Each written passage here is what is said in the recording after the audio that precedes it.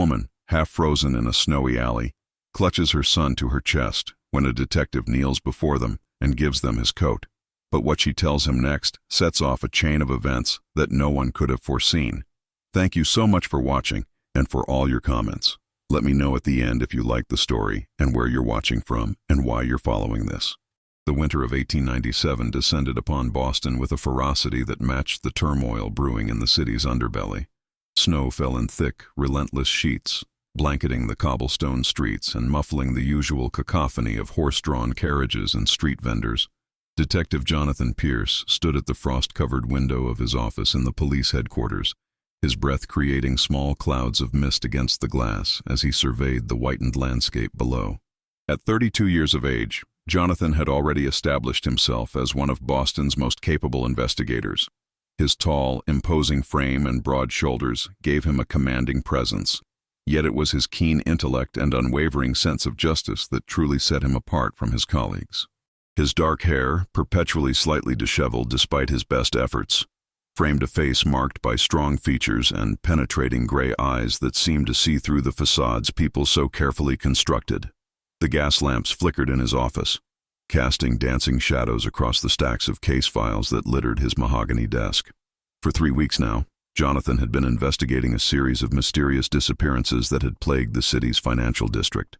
Prominent bankers and businessmen were vanishing without a trace, leaving behind grieving families and unanswered questions.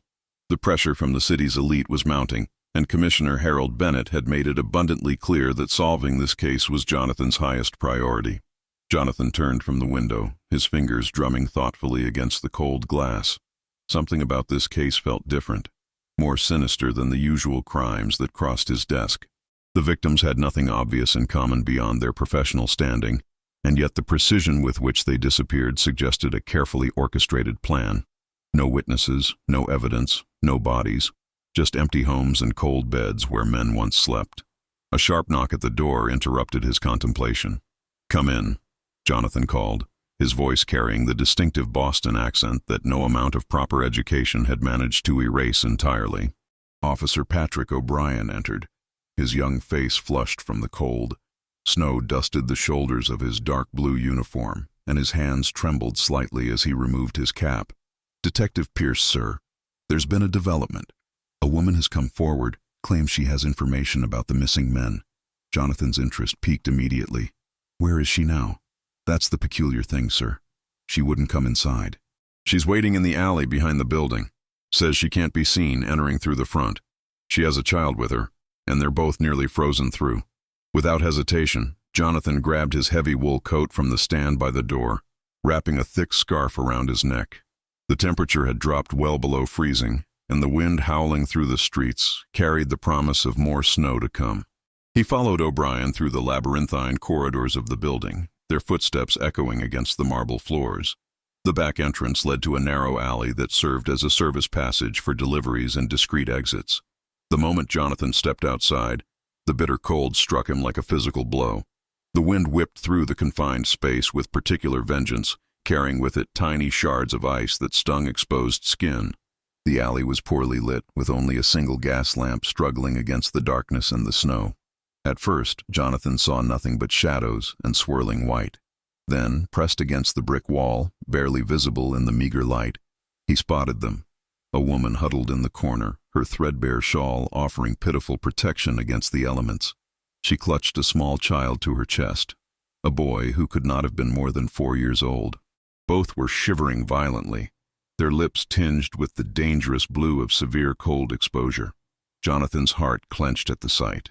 Without a moment's hesitation, he strode forward and knelt before them, his own discomfort forgotten in the face of their obvious distress.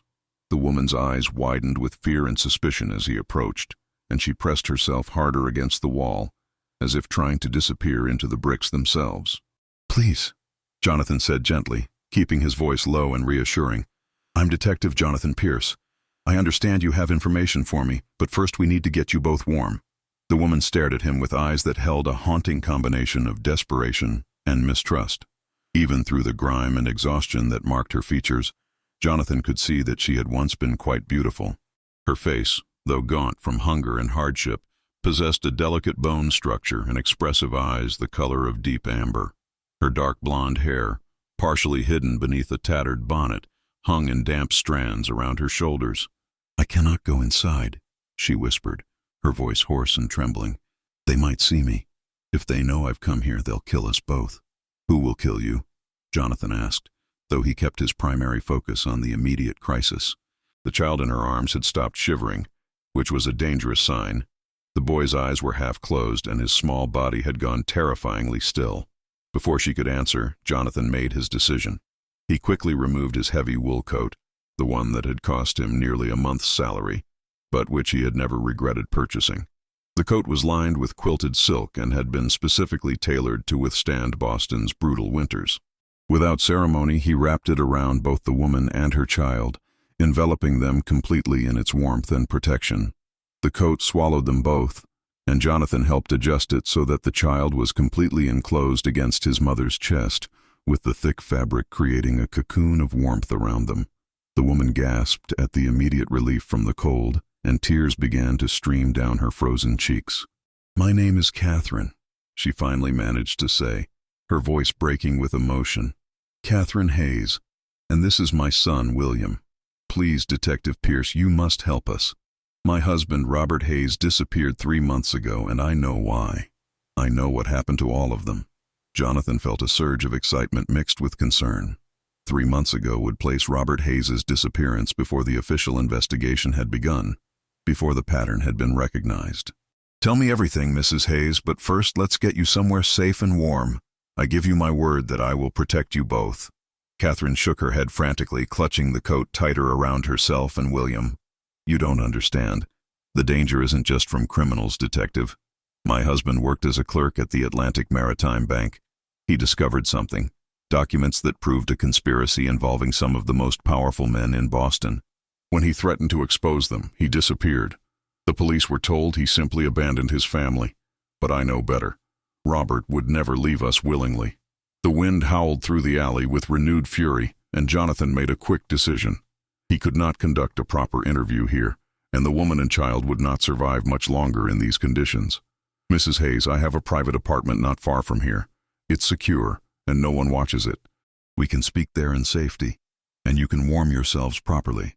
I promise you, on my honor as a detective and as a man, that I will not betray your trust." Catherine studied his face for a long moment, searching for something in his eyes. Whatever she saw there must have reassured her, because she slowly nodded. "Very well, Detective. But we must be careful. Those who killed my husband have eyes everywhere, and they will not hesitate to silence anyone who threatens their interests." Jonathan helped Catherine to her feet, supporting her weight as her legs, stiff from cold and prolonged crouching, struggled to bear her. Young William stirred slightly in her arms, and Jonathan was relieved to see the child's eyelids flutter. The boy would survive, but they needed to move quickly. "O'Brien," Jonathan called to the officer who had been standing watch at the door. "Return to the office and tell Commissioner Bennett that I've received a credible lead in the disappearances case. I'll be following up on it immediately and will report my findings tomorrow morning. Under no circumstances should you mention Mrs. Hayes or her son to anyone. Do you understand?" O'Brien nodded, his expression serious. "Yes, sir. Not a word to anyone." As the young officer disappeared back into the building, Jonathan guided Catherine and William through the alley toward the street. He kept to the shadows, avoiding the main thoroughfares where they might be observed. His apartment was only 6 blocks away, but in this weather, and with Catherine's weakened condition, the journey would be challenging. The streets of Boston were eerily quiet, most sensible residents having retreated to their homes hours ago. The few pedestrians they encountered were hunched against the wind, more concerned with their own misery than with observing others. Jonathan maintained a steady pace, his arm supporting Catherine while his eyes constantly scanned their surroundings for any signs of danger or surveillance. Catherine's breathing grew labored as they walked, and Jonathan could feel her trembling despite the protection of his coat. "Just a little farther, Mrs. Hayes. 2 more blocks, and you'll both be safe and warm." "You're very kind, Detective Pierce," Catherine murmured, her voice barely audible above the wind. "I had heard stories about you, about your reputation for honesty and fairness. That's why I came to you specifically. The other officers, I couldn't trust them. Some of them may already be compromised." This revelation troubled Jonathan deeply, but he filed it away for later consideration. Right now, his primary concern was getting Catherine and William to safety. His apartment building finally came into view, a modest 3-story brownstone that had seen better days but which was well maintained and respectable. Jonathan lived on the 2nd floor, in a suite of rooms that served as both his residence and his private study for cases that required discretion. He had chosen this location specifically because it was far enough from police headquarters to offer privacy, yet close enough to respond quickly if duty called. The building's front door was unlocked, as was common in those days, and they climbed the stairs slowly, Catherine pausing every few steps to catch her breath. Jonathan's own apartment door bore a simple brass plate with his name, and he quickly produced his key, ushering them inside and locking the door behind them. The apartment was cold, the fire having died hours ago, but it was infinitely warmer than the brutal outdoors. Jonathan immediately set about lighting lamps and stoking the fireplace in the sitting room. Within minutes, flames were crackling cheerfully, casting a warm orange glow throughout the space. Catherine sank into the armchair closest to the fire, still wrapped in Jonathan's coat, with William cradled in her lap. The child was beginning to wake more fully, his small face flushed with returning warmth. Jonathan quickly prepared hot tea in the kitchen, adding generous amounts of sugar and a touch of brandy to help restore their body heat. As he worked, Jonathan's mind raced with possibilities. If Catherine's husband had indeed discovered evidence of a conspiracy involving powerful men, the implications were staggering. It would explain the precision of the disappearances, the lack of police progress, and the strange pressure he had felt from certain quarters to close the investigation without results. He returned to the sitting room with the tea and found Catherine gently rocking William, who was now fully awake and looking around with wide, curious eyes. The child had his mother's coloring but different features, suggesting he took after his father. Jonathan handed Catherine a cup of tea and smiled at the boy, who regarded him with solemn interest. "Drink this slowly, Mrs. Hayes. It will help warm you from within." Catherine accepted the cup gratefully, taking small, careful sips. Color was gradually returning to her cheeks, and the dangerous blue tinge had faded from her lips. "Thank you, Detective. You've saved our lives tonight. We've been hiding for weeks, moving from place to place, sleeping wherever we could find shelter. I've sold everything we had just to keep William fed." Jonathan settled into the chair opposite her, his expression grave. "Tell me everything, Mrs. Hayes. Start from the beginning and leave nothing out. What did your husband discover?" Catherine took another sip of tea, gathering her thoughts and her courage. "Robert was a meticulous man, Detective. As a clerk at Atlantic Maritime, his job was to record transactions and maintain ledgers. About 4 months ago, he began noticing irregularities in certain accounts, large sums of money being transferred through complicated chains of transactions designed to obscure their origin and destination. Money laundering," Jonathan said quietly, understanding beginning to dawn. "Yes, but it was more than that. Robert traced the money backward and discovered that it was connected to a smuggling operation, bringing illegal goods through the Boston harbor. But the truly shocking part was who was involved.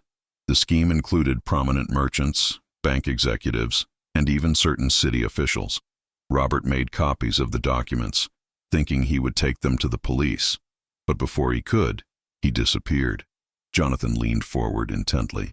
"Do you have these documents, Mrs. Hayes?" Catherine's eyes filled with tears.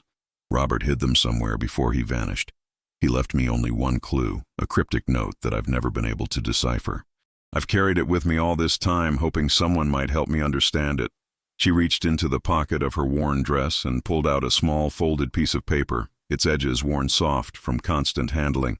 Jonathan took the note carefully, unfolding it to reveal Robert Hayes's handwriting, neat and precise as one would expect from a bank clerk. The message was indeed cryptic. "Where Pemberton's legacy watches over the cradle of liberty, beneath the silent guardian's gaze, truth rests in wooden sleep." Jonathan studied the cryptic message intently, his mind working through the riddle that Robert Hayes had left behind. The room had grown considerably warmer, and young William had finally succumbed to exhaustion, sleeping peacefully in his mother's arms. Catherine watched the detective with a mixture of hope and anxiety, her amber eyes reflecting the dancing firelight. "Pemberton's legacy," Jonathan murmured, tapping his finger thoughtfully against the paper. "That must refer to the Pemberton estate, or perhaps one of the buildings associated with the Pemberton family. They were instrumental in Boston's early development." Catherine leaned forward slightly, careful not to disturb William. I've thought about it endlessly, Detective Pierce. The Pemberton name appears on several buildings throughout the city, but none of the references made sense to me. What is the Cradle of Liberty? And what could be the Silent Guardian? Jonathan rose and moved to his bookshelf, selecting a leather-bound volume on Boston's historical landmarks. He returned to his seat and began leafing through the pages, his brow furrowed in concentration. The Cradle of Liberty is a phrase often associated with Faneuil Hall, where many revolutionary meetings were held. But Pemberton Square, near the courthouse, that's where old Pemberton Hill once stood before it was leveled. Could the documents be hidden there? Catherine asked, her voice rising with excitement before she caught herself and glanced down at her sleeping son. Perhaps, but we must think this through carefully, Jonathan replied, his gray eyes meeting hers with an intensity that made Catherine's breath catch slightly. There was something in his gaze, a combination of fierce determination and genuine compassion that she had not encountered in any man since Robert's disappearance. If your husband's suspicions were correct and powerful men are indeed involved in this conspiracy, then we must assume they are also searching for these documents. They may be watching the very locations that could be referenced in this riddle. Catherine nodded slowly, understanding the gravity of their situation. What should we do then? We cannot simply abandon the search. Those documents are the only proof of what happened to Robert, the only way to bring justice for him and all the other men who have disappeared. Jonathan set the book aside and regarded Catherine with newfound respect. Despite her obvious exhaustion and the terror she must have endured these past months, there was a core of steel within her, a strength that reminded him why he had become a detective in the first place. People like Catherine Hayes, ordinary citizens caught in extraordinary circumstances, deserved champions who would fight for truth, regardless of the obstacles. We will find the documents, Mrs. Hayes. I give you my word. But first, you and William need proper rest and nourishment. You'll stay here tonight, and tomorrow we can begin unraveling your husband's clue with clear minds and renewed strength. Catherine's eyes widened with surprise and a touch of concern about propriety. Detective Pierce, I couldn't possibly impose on you in such a manner. It wouldn't be appropriate for me to remain in your apartment overnight. Jonathan stood and gestured toward the hallway. I have a spare bedroom that I use when working late on cases. It's modest but comfortable, and you'll have complete privacy. I'll sleep here in the sitting room. Mrs. Hayes, propriety is important, but survival is paramount. You and your son need safety and rest, and I can provide both. There's no shame in accepting help when it's freely offered. The genuine sincerity in his voice, combined with her own desperate exhaustion, convinced Catherine to accept. Jonathan helped her to her feet, and she carried the sleeping William down the short hallway to the spare room. It was indeed modest, containing a narrow bed, a small wardrobe, and a washstand, but to Catherine, who had spent weeks sleeping in doorways and abandoned buildings, it looked like paradise. There are clean linens in the wardrobe, Jonathan said quietly, standing in the doorway. I'll prepare some food for you both. It's nothing elaborate, but it will be warm and filling. Detective Pierce, Catherine called as he turned to leave. He paused, looking back at her. Why are you doing this? Helping us so completely? Putting yourself at risk? You don't know us, and you have no obligation beyond your professional duties. Jonathan was quiet for a moment, his expression thoughtful. My father was a dock worker, Mrs. Hayes. He worked hard his entire life, always believing that the law would protect honest men. When I was 15, he witnessed a theft at the docks, something significant involving missing cargo. He reported it to his supervisor, thinking he was doing the right thing. 3 days later, he was found dead in an alley, the victim of what was officially called a robbery gone wrong. But I knew better. I've always known better. Catherine's hand flew to her mouth, her eyes filling with sympathy. I'm so sorry. I became a detective to ensure that what happened to my father doesn't happen to others, that powerful men cannot simply erase those who threaten their interests. Your husband was a brave man, Mrs. Hayes. He tried to do the right thing, and he deserves justice. You and William deserve the truth. That's why I'm helping you. After ensuring Catherine and William were settled, Jonathan returned to the sitting room and set about preparing a simple meal of bread, cheese, and soup that he heated over the fire. His mind continued to work on the riddle even as his hands performed these domestic tasks. Pemberton's legacy, the Cradle of Liberty, a silent guardian, and something resting in wooden sleep. Each phrase held meaning, but they needed to fit together like pieces of a puzzle. When the food was ready, he brought it to Catherine, who had removed William's damp outer clothing and tucked him beneath the warm quilts. The boy was sleeping deeply, his small chest rising and falling with peaceful regularity. Catherine ate slowly, savoring each bite with an appreciation that spoke volumes about how long it had been since she had enjoyed a proper meal. "Tell me about your husband," Jonathan said gently, sitting on the single chair in the room while Catherine sat on the edge of the bed. "What kind of man was he?" Catherine's expression softened with memory, though pain still shadowed her eyes. "Robert was kind and principled, perhaps too principled for his own good. He believed deeply in right and wrong, with no gray areas between them. When he discovered the irregularities at the bank, he couldn't simply look away, even though I begged him to be careful. He said that good men remaining silent was how evil triumphed." "He sounds like someone I would have liked to know," Jonathan said sincerely. "He spoke of you once, actually," Catherine said, surprising him. "About 6 months ago, you solved that case involving the counterfeit bonds. Robert read about it in the newspaper and said, 'That Detective Pierce, he's one of the honest ones. Men like him give me hope that justice still means something in this city.'" Jonathan felt a lump form in his throat, deeply moved by this posthumous praise from a man he had never met, but who had clearly been cut from the same moral cloth. "Then I will honor his faith in me by finding the truth, Mrs. Hayes. I promise you that." After Catherine had finished eating, Jonathan bid her good night and returned to the sitting room.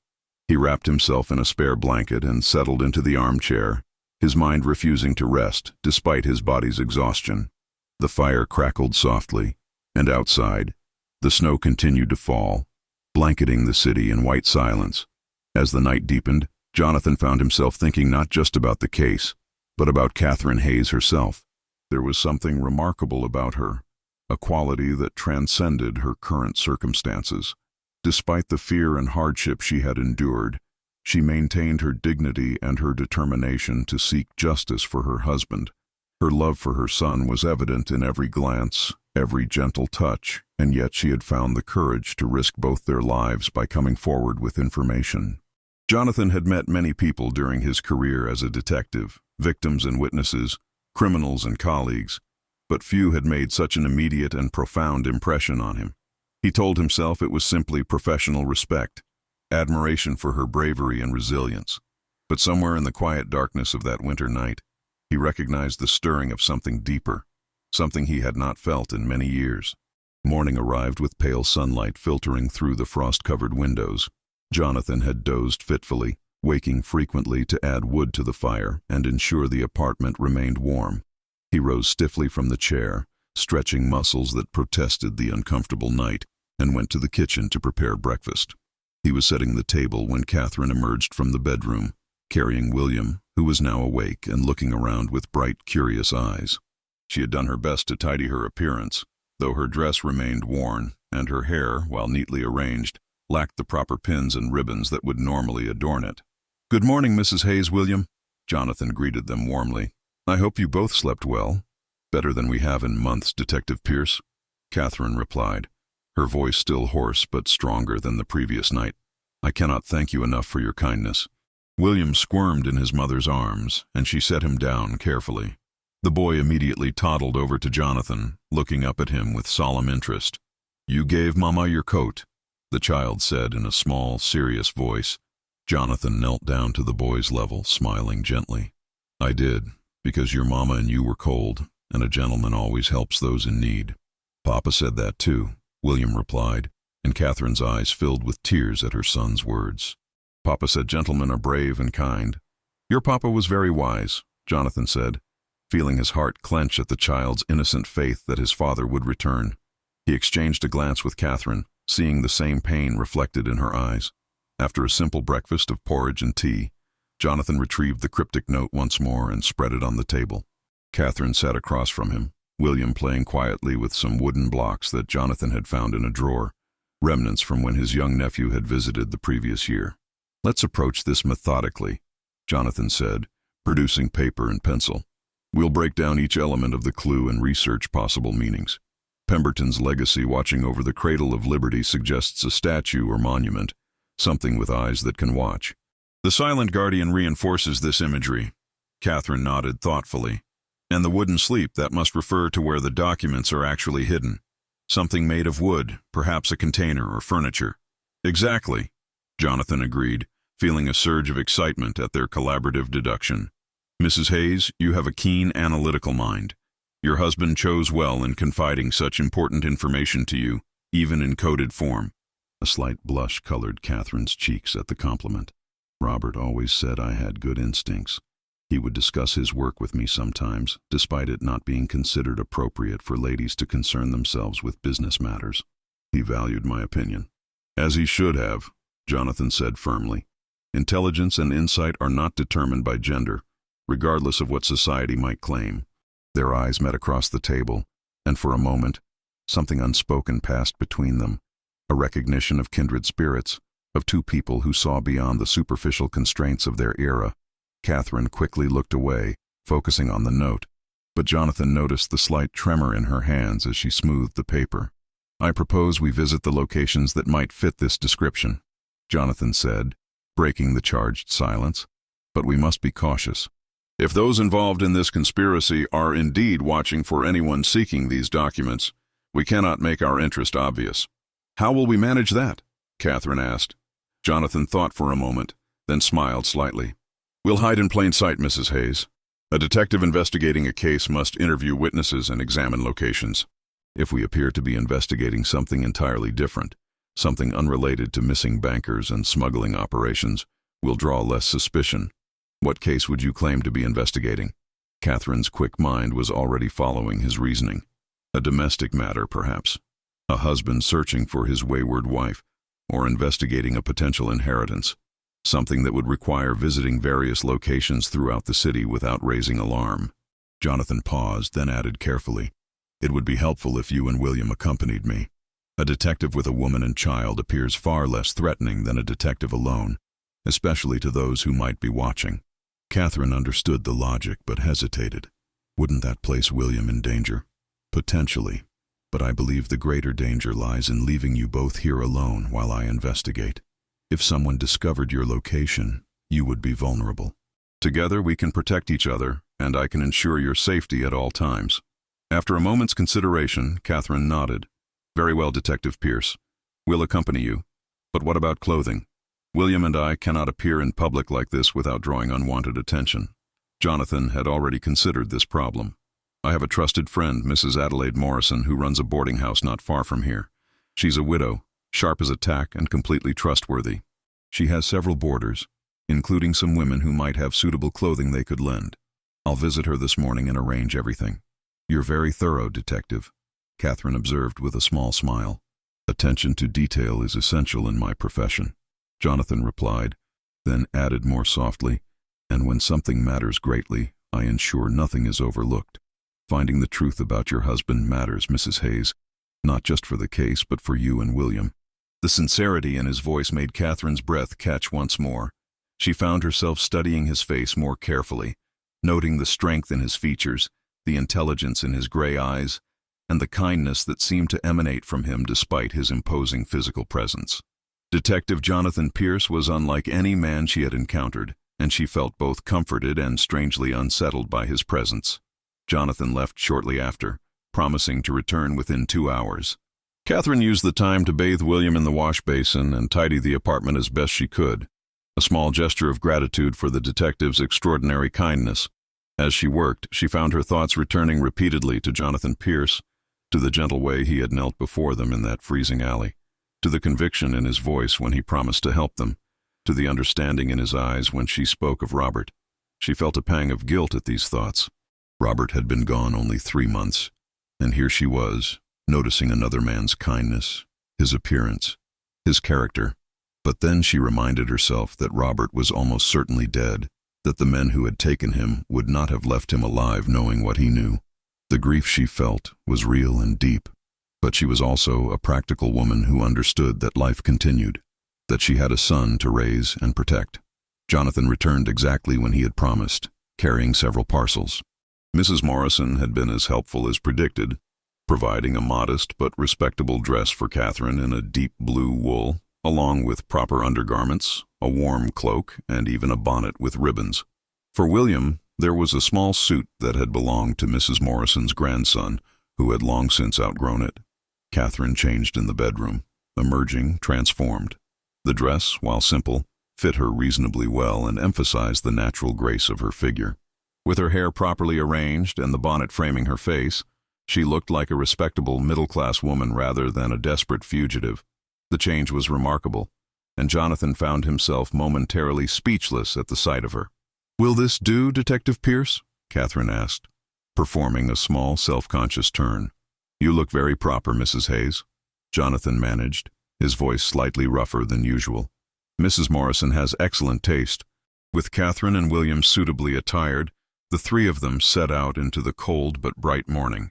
The snow had stopped during the night, leaving Boston draped in pristine white. The streets were busy with morning commerce, carriages making their way carefully over the snow-packed roads, and pedestrians hurrying about their business.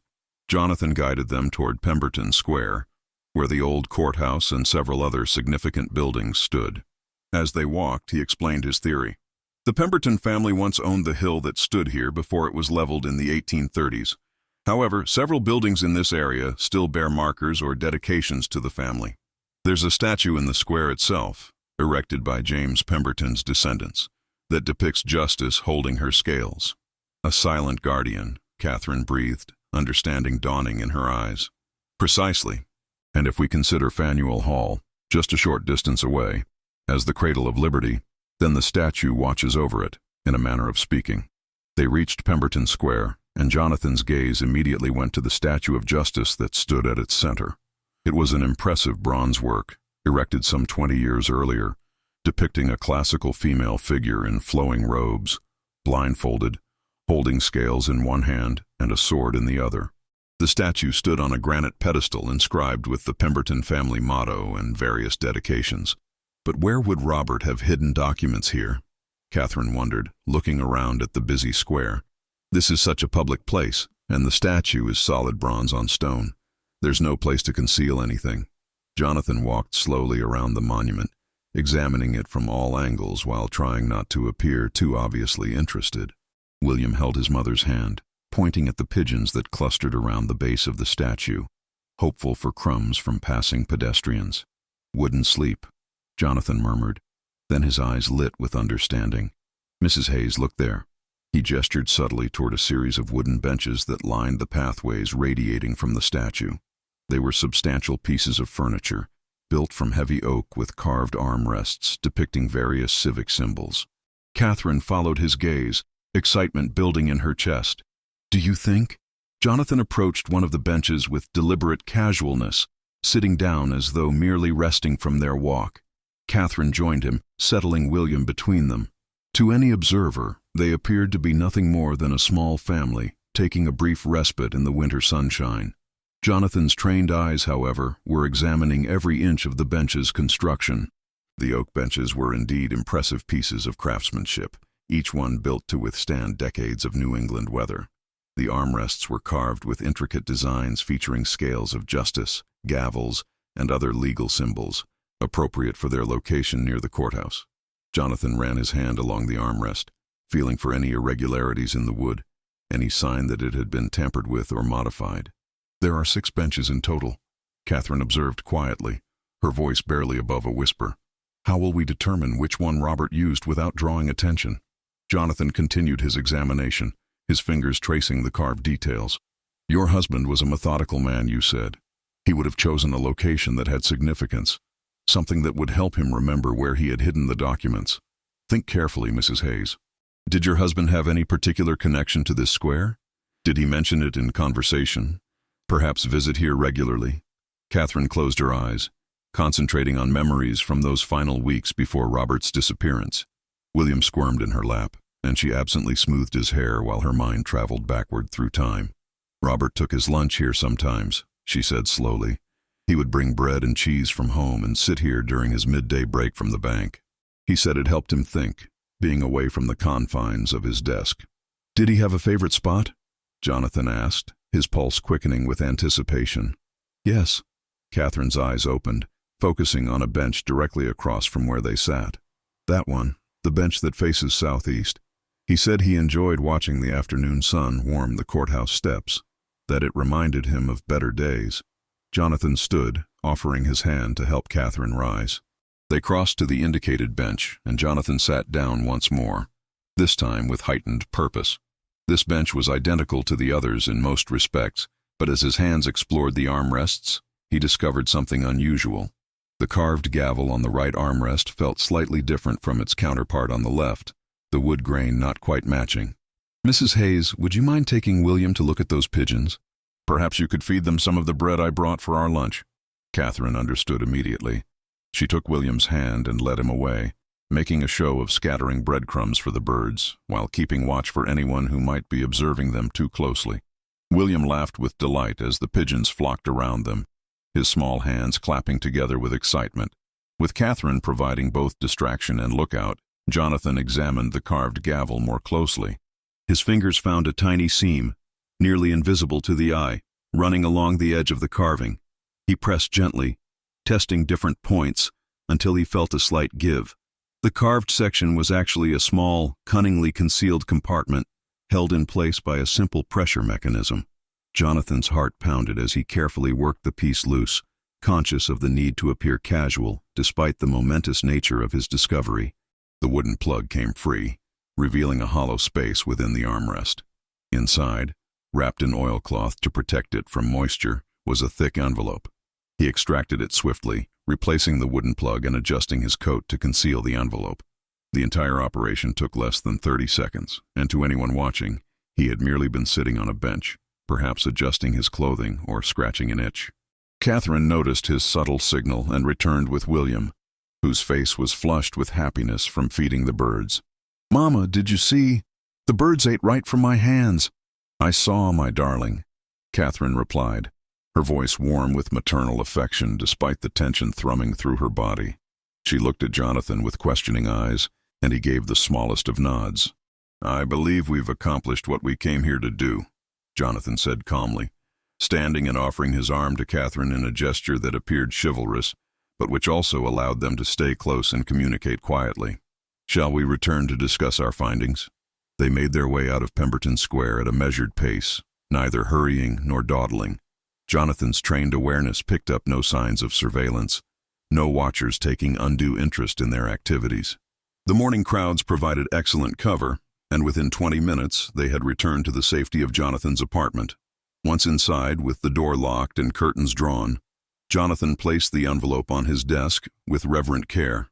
Catherine stood beside him, one hand resting on William's shoulder, as the boy played with his wooden blocks nearby. Her breathing was shallow with anticipation and fear of what the documents might reveal about her husband's fate. Jonathan carefully unwrapped the oilcloth, revealing a manila envelope that had been sealed with wax bearing Robert Hayes's signet ring, a simple design featuring his initials. The envelope was thick with papers, and Jonathan could feel the weight of their importance before even breaking the seal. "Before we open this," Jonathan said gently, turning to face Catherine, "I want you to understand that what we find inside may be difficult to read. Your husband clearly documented something significant, something dangerous. Are you prepared for what we might discover?" Catherine's amber eyes met his steadily, though he could see the fear lurking in their depths. "I need to know the truth, Detective Pierce, whatever it may be. Robert deserves justice, and I cannot provide that by remaining ignorant of what cost him his life." Jonathan nodded with respect and carefully broke the wax seal. Inside were dozens of papers, including copies of bank ledgers, shipping manifests, and what appeared to be coded correspondence between various individuals. But most damning of all was a detailed journal that Robert Hayes had kept, documenting his investigation and his conclusions. Jonathan began reading aloud, his voice growing grimmer with each revelation. Robert's meticulous notes painted a picture of a vast criminal enterprise that had infiltrated the highest levels of Boston society. The smuggling operation brought in contraband goods through the harbor, everything from untaxed luxury items to opium from the Far East. The profits were staggering, and they were being laundered through Atlantic Maritime Bank and several other financial institutions. But the true horror lay in the names Robert had uncovered. 3 city aldermen, 2 prominent merchants whose families had been Boston fixtures for generations, the harbor master, and most shocking of all, Deputy Commissioner of Police Marcus Grayson, Jonathan's own superior officer below Commissioner Bennett. Catherine gasped as Jonathan read this last name. Deputy Commissioner Grayson, but he's been quoted in the newspapers as being dedicated to rooting out corruption in the city. The perfect cover, Jonathan said bitterly, his jaw clenched with anger. What better way to protect illegal operations than to have someone in law enforcement actively diverting investigations away from the truth? This explains why the missing persons cases have gone nowhere, why I've been receiving contradictory orders, why certain lines of inquiry have been blocked. He continued reading, and Robert's final entries became increasingly desperate. The clerk had realized he was being watched, that his inquiries had been noticed. His last entry, dated the day before his disappearance, read, "They know I have copies of the documents. I've hidden them where only Catherine will understand. If I disappear, she must find Detective Jonathan Pierce. The newspapers say he's honest, one of the few who hasn't been bought. He's my only hope for justice. To my dearest Catherine and beloved William, know that everything I've done has been for you, for the hope of a better world where truth matters more than power. I love you both with all my heart." Tears streamed down Catherine's face as Jonathan finished reading. She pressed her hand to her mouth, fighting back sobs that might disturb William, who continued playing innocently nearby. Jonathan set down the papers and moved to her side, offering his handkerchief. "Your husband was extraordinarily brave, Mrs. Hayes," Jonathan said softly, "and he was right to trust in you to find me. Together, we will ensure his sacrifice was not in vain." Catherine took the handkerchief, pressing it to her eyes. When she looked up at Jonathan, her expression had transformed from grief to fierce determination. "What do we do now, Detective? If Deputy Commissioner Grayson is involved, we cannot take this to the police through normal channels." Jonathan's mind was already racing through possibilities, weighing risks and outcomes. "We need to go above Grayson, directly to Commissioner Bennett. He's always struck me as genuinely honest, perhaps naively so, but honest nonetheless. However, we must be strategic in our approach. If we simply walk into police headquarters with these documents, Grayson will know immediately, and he'll act to silence us before we can expose him." "Then how do we reach Commissioner Bennett safely?" Catherine asked. Jonathan moved to his desk and began composing a letter, his pen scratching urgently across the paper. "Commissioner Bennett lives in Beacon Hill, in a private residence that Grayson has no authority over. Every Sunday evening, the commissioner takes a walk through Boston Common, a habit known to few outside his immediate circle. I've encountered him there before while working on cases. Tomorrow is Sunday. We'll intercept him during his walk in a public place where Grayson cannot intervene without exposing himself." "That's 24 hours away," Catherine said, anxiety creeping into her voice. "Can we remain hidden and safe for that long?" "We can, and we must," Jonathan replied firmly. "Tonight, I'll move you both to Mrs. Morrison's boarding house. It's far less obvious than my apartment, and Adelaide Morrison is both discreet and formidable. She'll protect you with her life if necessary. I'll spend tonight organizing these documents, preparing copies, and arranging for the originals to be secured in a location even I won't know, as a final safeguard." Catherine nodded, understanding the wisdom of his caution. "And what of Deputy Commissioner Grayson? Won't he realize eventually that we have the documents?" "Possibly," Jonathan admitted, "which is why we must also prepare evidence that these documents have been distributed to multiple parties, including newspapers and the State Attorney General. If anything happens to any of us, the conspiracy will still be exposed. That knowledge may be our best protection." As Jonathan spoke, William looked up from his blocks and toddled over to his mother, sensing her distress despite not understanding its cause. Catherine lifted him into her arms, holding him close. The boy reached up and touched her wet cheek with confusion. "Why is Mama crying?" William asked, his small voice concerned. "Because Mama is remembering Papa," Catherine said gently, "and because we've met a very kind man who is going to help us." William turned to look at Jonathan with his solemn, assessing gaze. "Are you going to be my friend?" Jonathan knelt down so he was at eye level with the child, his expression softening. "I would be honored to be your friend, William, and I promise you, I will do everything in my power to make sure you and your Mama are safe and happy." "Papa promised that too," William said simply, but he had to go away.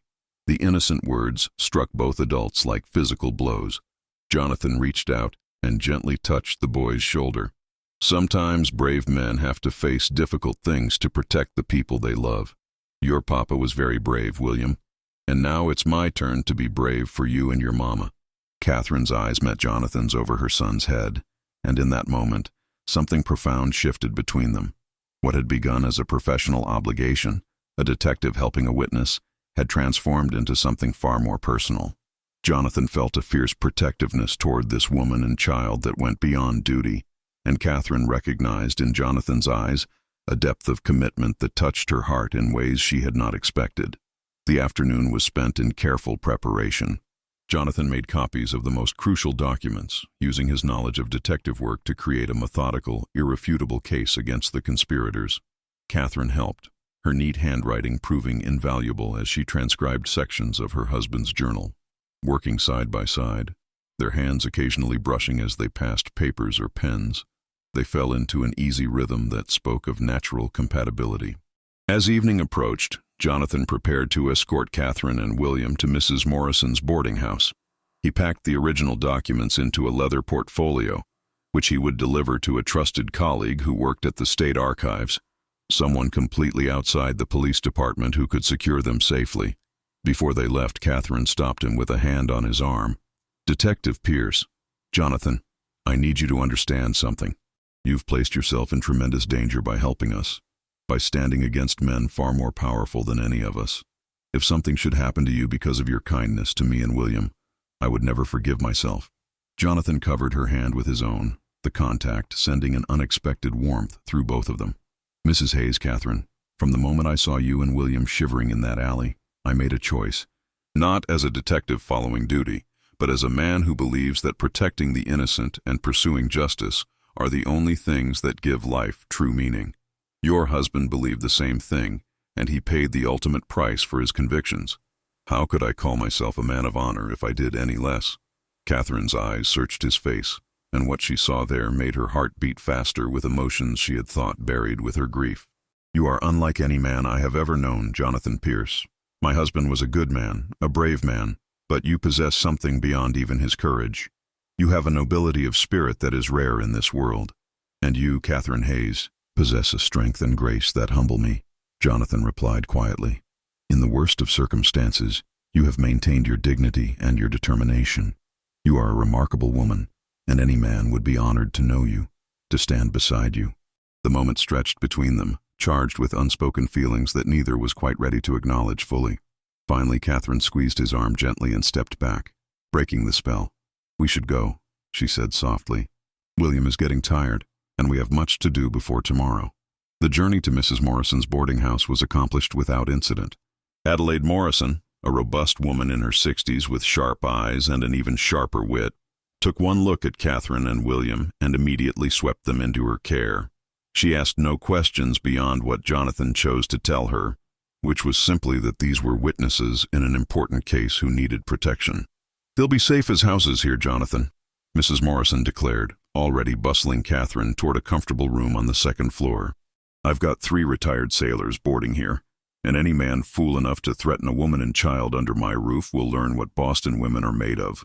Jonathan spent an hour ensuring all security measures were in place, checking exits and entrances, positioning himself so he could observe the street without being seen.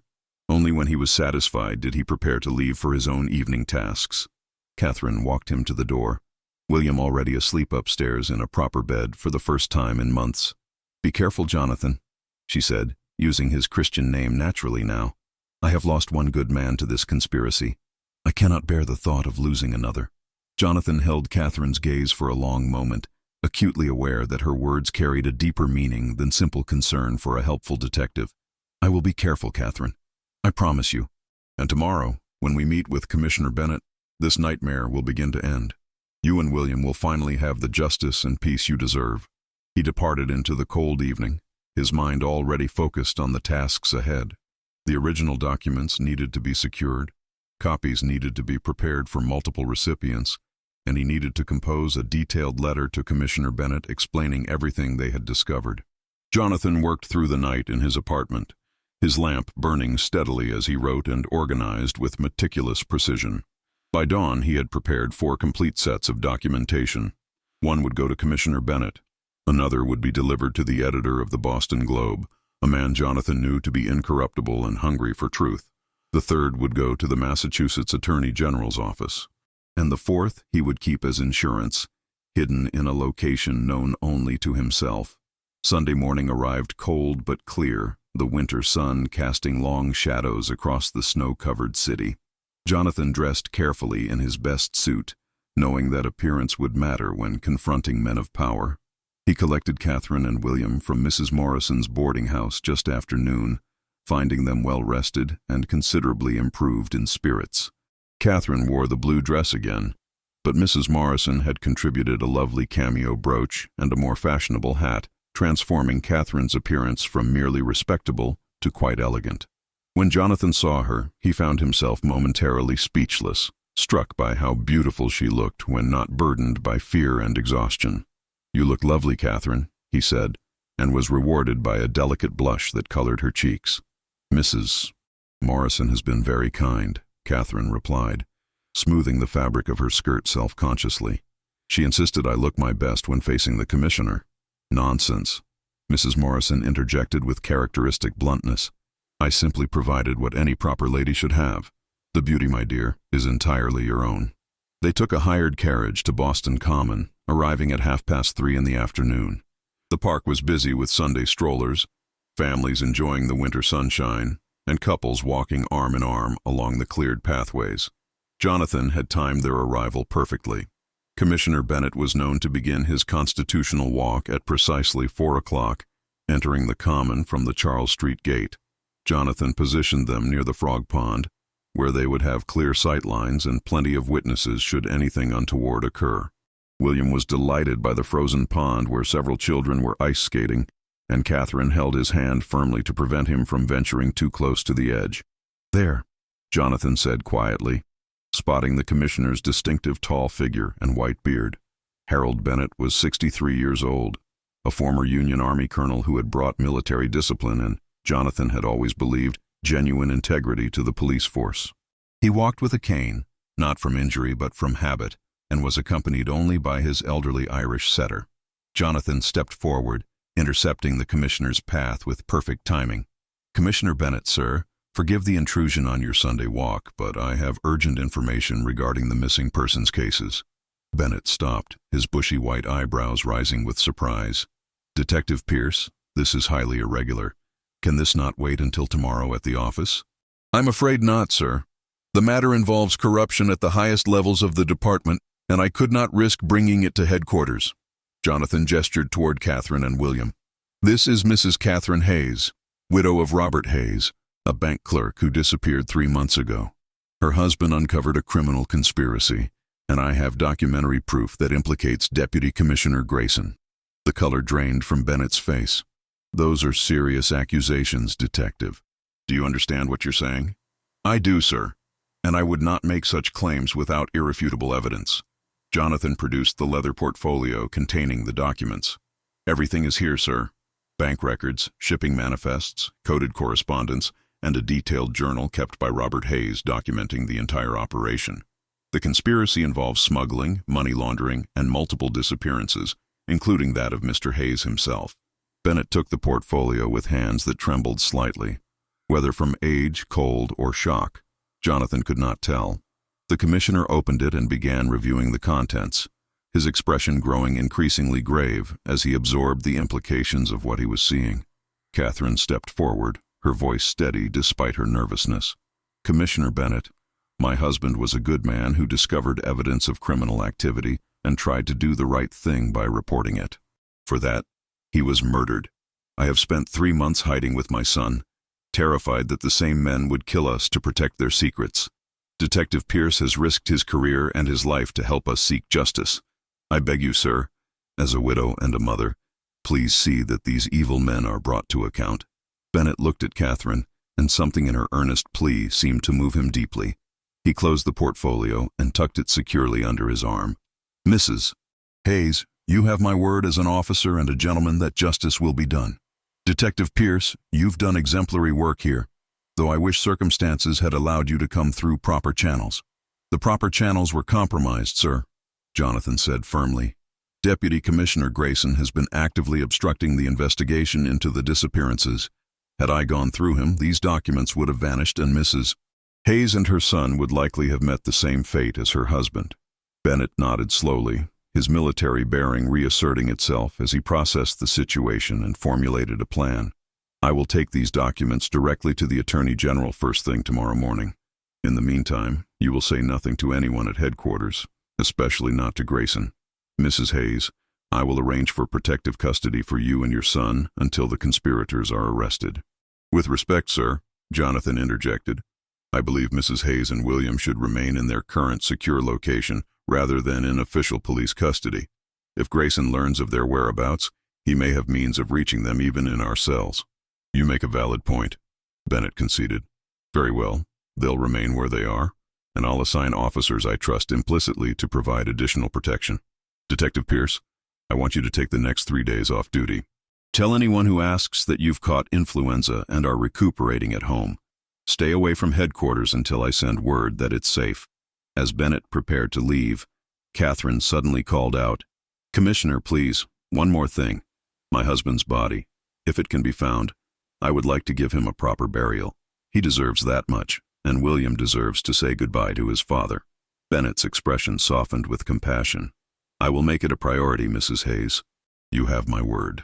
The commissioner departed, and Jonathan, Catherine, and William stood together in the fading afternoon light. The sun was beginning to set, painting the snow-covered common in shades of gold and rose. William, tired from the excitement and the cold, had grown quiet in his mother's arms. Is it truly over? Catherine asked, her voice barely above a whisper. Can we finally stop running, stop being afraid? The worst is over, Jonathan assured her, though he maintained his vigilance, his eyes scanning their surroundings. Once the arrests are made and the conspiracy is exposed, you and William will be safe. You'll be able to rebuild your lives without fear. They began walking slowly toward the edge of the common, where Jonathan had arranged for a trusted driver to meet them. As they walked, Catherine said quietly, I've been thinking about what comes next. After all this is resolved, William and I will need to find a new home, new employment perhaps. Everything we had is gone, sold to survive these past months. You won't be alone in facing those challenges, Jonathan said firmly. I intend to ensure you receive compensation from Robert's former employer for their role in his death. And beyond that, you'll have friends to help you. Mrs. Morrison has already told me she would be delighted to have you and William stay at her boarding house for as long as needed. And I hope you'll allow me to continue being part of your lives. Catherine stopped walking and turned to face him fully, her amber eyes searching his face. Jonathan, why? Why have you done so much for us? It's more than duty, more than justice. I need to understand. Jonathan looked down at her, at this remarkable woman who had endured so much yet remained unbroken, and he knew he could no longer hide behind professional obligation. Because, from the moment I saw you in that alley, something changed in me, Catherine. I've spent years as a detective, seeing the worst of humanity, growing cynical about people's capacity for goodness.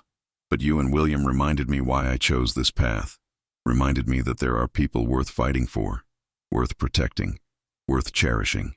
He paused, gathering his courage to speak the truth that had been growing in his heart. And if I'm honest, it's because I've come to care for you both deeply, in ways that have nothing to do with duty and everything to do with the man I am beneath the badge. I know it's too soon, that your grief for Robert is still fresh, and I would never presume to take his place in your heart. But I want you to know that whatever the future holds, I will be here, ready to stand beside you in whatever capacity you'll allow. Tears welled in Catherine's eyes, but they were not tears of sorrow. Jonathan, I have felt so guilty these past days for the feelings growing in my heart toward you. Robert was a good husband, and I loved him truly. But he is gone, and I am still here, still alive, with a son who needs stability and love. You have shown us more kindness, more genuine care than I dared hope existed in this world. When I look at you, I see not just a protector or a friend, but a man of extraordinary character, someone who makes me believe in the possibility of happiness again. Jonathan reached out and gently cupped her face with his hand, his thumb brushing away a tear that had escaped down her cheek. Then perhaps when sufficient time has passed and you feel ready, you might allow me to court you properly, to take you to dinner, to walk with you and William in the park, to see if what we both feel might grow into something lasting. I would like that very much, Catherine whispered, her hand coming up to cover his where it rested against her cheek. More than I can express. William, who had been watching this exchange with the solemn interest of a child who senses important things are happening, suddenly spoke up. "Does this mean Detective Jonathan will be with us always?" Catherine and Jonathan both laughed softly, the tension breaking. Jonathan knelt down to William's level once more. "If your mama agrees, and if you agree, I would very much like to be part of your family, William. Would that be acceptable to you?" William considered this with the seriousness only a 4-year-old can muster, then nodded decisively. "Yes, you're brave and kind, like Papa was. Mama needs someone brave and kind." Jonathan felt his throat tighten with emotion. He stood and offered his arm to Catherine, who took it gladly. Together, the three of them walked toward the waiting carriage, looking for all the world like a family, which, in the most important ways, they were beginning to become. The next 3 days passed with agonizing slowness. Jonathan remained at his apartment as instructed, though he arranged for regular updates through trusted intermediaries. Catherine and William stayed at Mrs. Morrison's boarding house, where the kind widow kept them entertained with stories and games while maintaining vigilant security. On the 3rd day, a messenger arrived with a note from Commissioner Bennett, requesting Jonathan's immediate presence at headquarters. When Jonathan arrived, he found the building in controlled chaos. Officers were executing search warrants, making arrests, and processing evidence. Bennett greeted him in his office, looking exhausted but grimly satisfied. "It's done, Pierce," the commissioner said, gesturing for Jonathan to sit. "We arrested Grayson yesterday morning, along with 17 others implicated in the conspiracy. The evidence you provided was overwhelming. The Attorney General is calling it the most significant corruption case in Massachusetts history. Grayson and his associates will spend the rest of their lives in prison." Jonathan felt a weight lift from his shoulders that he hadn't fully realized he was carrying. "And Robert Hayes's body, sir? Were you able to locate it?" Bennett's expression turned somber. "We found him, along with 4 other missing men, in a warehouse owned by one of the conspirators. They'll all be given proper burials. Mrs. Hayes can finally lay her husband to rest." "Thank you, sir. That will mean everything to her." Bennett leaned back in his chair, studying Jonathan with shrewd eyes. "You did outstanding work on this case, Detective. Your integrity and courage in the face of institutional corruption have not gone unnoticed. I'm promoting you to senior detective with a substantial increase in salary and authority. You've earned it." "I appreciate that, sir. But the real hero in this case was Robert Hayes, and his widow Catherine, who had the courage to come forward despite the danger." "Agreed," Bennett said. "Which is why I've arranged for Mrs. Hayes to receive a substantial settlement from the bank, along with her husband's pension and additional compensation for her suffering. She and her son will be well provided for." 2 weeks later, on a cold but beautiful February morning, a small group gathered at Mount Auburn Cemetery for Robert Hayes's funeral. Catherine stood between Jonathan and Mrs. Morrison, dressed in proper mourning black, holding William's hand as the minister spoke words of comfort and hope. Robert was laid to rest with full honors, recognized posthumously as a hero who had given his life in the service of justice. As the ceremony concluded and people began to disperse, Catherine placed a single white rose on Robert's grave. "Thank you," she whispered, "for being the man you were, for loving us as you did, and for leading us to safety even in death. I will raise our son to know what a remarkable father he had." Jonathan stood respectfully back, giving Catherine the privacy she needed for this final goodbye. When she finally turned away from the grave, tears streaming down her face, he was there, offering his arm and his silent support. The weeks that followed brought significant changes. The corruption scandal dominated Boston's newspapers, with Jonathan's role being publicly recognized and praised. He became something of a local hero, though he deflected attention whenever possible, insisting that Robert Hayes deserved the real credit. Catherine and William moved into a modest but comfortable house in a respectable neighborhood, purchased with the settlement money. Mrs. Morrison remained a frequent visitor and unofficial grandmother to William. And Jonathan, true to his word, courted Catherine with old-fashioned propriety and genuine devotion. He brought flowers every Sunday, took her to concerts and lectures, and spent long hours playing with William, teaching the boy about honor, courage, and kindness. Slowly, carefully, the three of them built something new from the ashes of tragedy, a family forged not by blood or circumstance alone, but by choice, respect, and growing love. 6 months after Robert Hayes's funeral, on a warm August evening, Jonathan and Catherine stood together in her small garden while William slept peacefully upstairs. The air was sweet with the scent of roses, and fireflies danced among the bushes like tiny stars. "Catherine," Jonathan said, taking both her hands in his, "these past months have been the happiest of my life. Watching you heal, seeing William flourish, being welcomed into your home and your hearts, it has given me a purpose beyond my work, a reason to believe in the possibility of lasting happiness." Catherine smiled up at him, her amber eyes reflecting the last golden light of sunset. "You have given us so much, Jonathan. You saved our lives, yes, but more than that, you've shown us that goodness still exists in this world, that there are men of honor who keep their promises. Then I have one more promise to make to you," Jonathan said, his voice rough with emotion. He released one of her hands to reach into his pocket, producing a small velvet box. "Catherine Hayes, would you do me the extraordinary honor of becoming my wife? I promise to love you and William with all that I am, to protect you, cherish you, and build a life with you filled with joy and purpose. I know I can never replace Robert in your heart, nor would I try, but I hope there might be room for me alongside those memories." Tears of happiness streamed down Catherine's face as she nodded emphatically. "Yes, Jonathan, yes. I would be honored and delighted to be your wife. Robert would have approved. I know he would. He would want William to have a father like you, and he would want me to be happy again. And I am happy, Jonathan, happier than I ever thought possible after losing him." Jonathan opened the box, revealing a simple but elegant gold band set with a small sapphire, the exact color of the dress she had worn the night they met. He slipped it onto her finger, then pulled her into his arms, holding her as if she were the most precious thing in the world, which to him she was. They were married in September, in a small ceremony attended by close friends, including Mrs. Morrison, Commissioner Bennett, and several of Jonathan's fellow detectives. William served as ring-bearer, beaming with pride in his new suit, delighted to have Detective Jonathan officially become his father.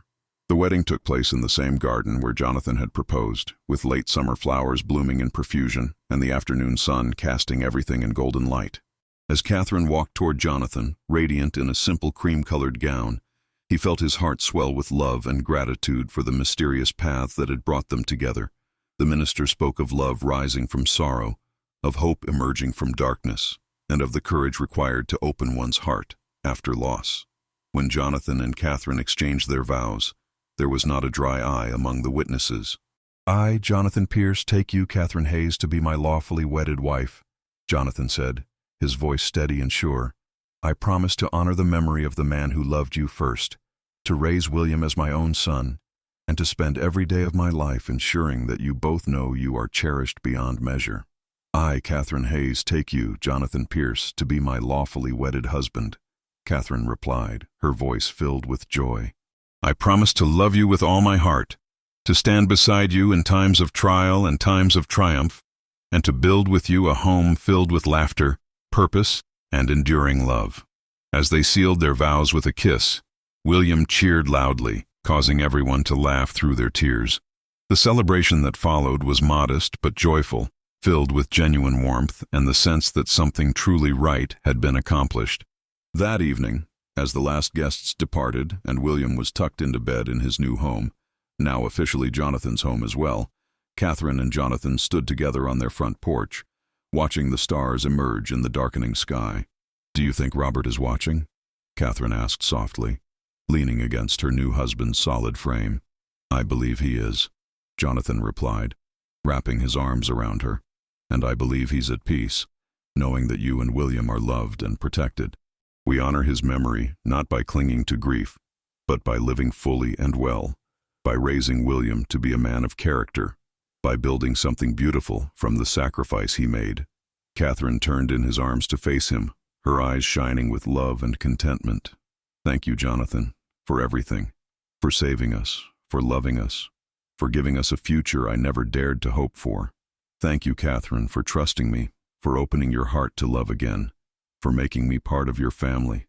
You and William are my greatest treasure, and I will spend every day of my life being worthy of that gift." They stood together in the peaceful evening, two souls who had found each other in the darkest of circumstances and had chosen to walk forward into light. Behind them, in the warm glow of their home, William slept peacefully, secure in the knowledge that he was loved and protected. And somewhere, perhaps among the stars beginning to shine overhead, Robert Hayes rested in peace, knowing that his final act of courage had not only exposed corruption and brought justice to Boston, but had also ensured that his beloved wife and son would know happiness again. The mystery that had begun with a woman and child shivering in the snow, wrapped in a detective's coat, had transformed into something far greater than anyone could have imagined. It had become a story of love triumphing over loss, of justice prevailing over corruption, and of three people finding their way to each other through the darkness to build a future filled with hope, purpose, and abiding love.